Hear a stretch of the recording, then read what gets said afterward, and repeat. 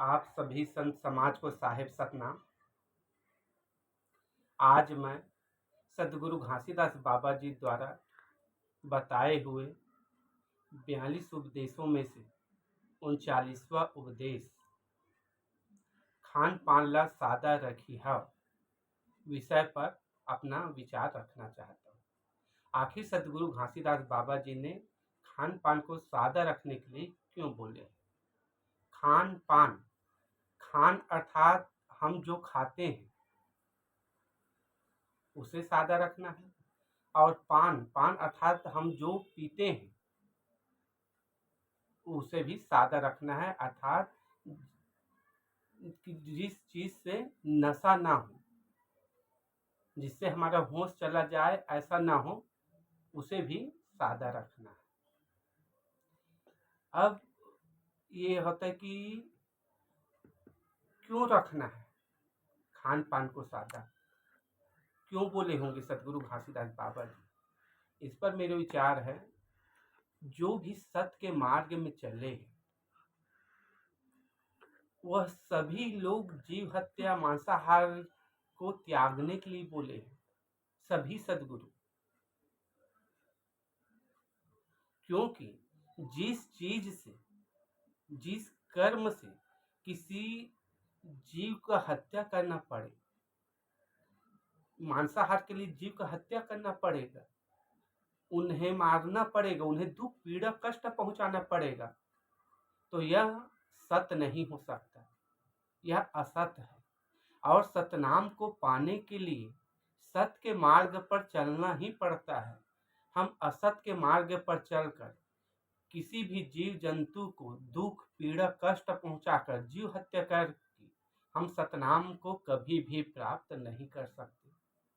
क्यों? क्योंकि वह असत्य है, और अगर हमें सतनाम के पाना है तो सत्य के मार्ग पर चलना ही पड़ेगा।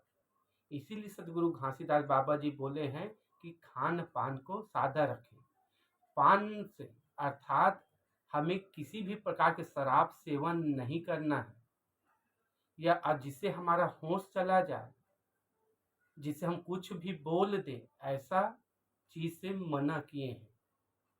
शराब पीने या किसी भी चीज से जिससे नशा हो,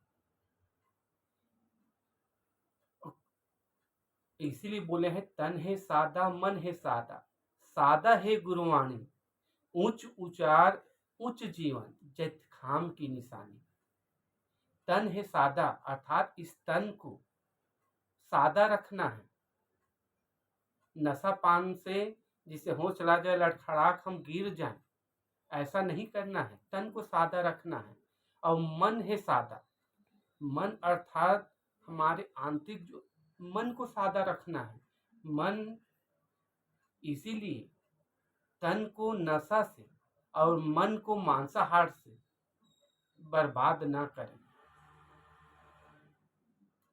तन को नशा से और मन को मांसाहार से बर्बाद ना करें, इसे मरघट ना बनाएं अपने शरीर को। मरघट में जिस प्रकार जो मरते हैं उन्हें मरघट में दफनाते हैं, लेकिन हम लोग इस शरीर में मरे हुए मुर्गा, मरे हुए मछली, मरे हुए बकरा, मरे हुए सुअर को डालेंगे तो ये भी तो मरघट हुआ। और मरघट में सतनाम कैसे मिलेगा? वो सत्य कहाँ हुआ? इसलिए जीव मांसाहार और नशापान दोनों से हमेशा दूर रहना चाहिए। क्योंकि और सतनाम के प्राप्ति में, सतनाम को प्राप्त करने के लिए हमें शांत रहना पड़ता है, मन को शांत रखना पड़ता है, तभी हम ध्यान करके सतनाम को प्राप्त कर सकते हैं। इसलिए हमेशा मांसाहार से मना किए हैं सतगुरु घासीदास बाबा जी। क्योंकि जब मन ही अशांत रहेगा, मन ही किसी को दुख पीड़ा कष्ट पहुंचाने वाला रहेगा मांसाहार करने से, तो हम सत्य के मार्ग में कैसे चल पाएंगे? कैसे सत्य में तो मार्ग में आगे बढ़ पाएंगे? और नशा करते रहेंगे तो लड़खड़ा के कहीं भी पड़ा रहेंगे। तो बोलते हैं नशा करे भूकत फिरे सुअर स्वान समान, कहीं गिरते मलमूत्र में सुध बुध खोए जान।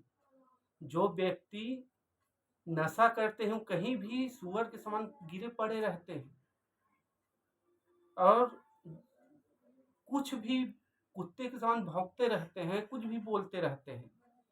लेकिन जब सतनाम को पाना है, सत्य के मार्ग में चलना है, तो हमें शांत होना पड़ता है, अपने आचरण को सुधारना पड़ता है, अपने आचरण में सत्य को आचरण में उतारना पड़ता है।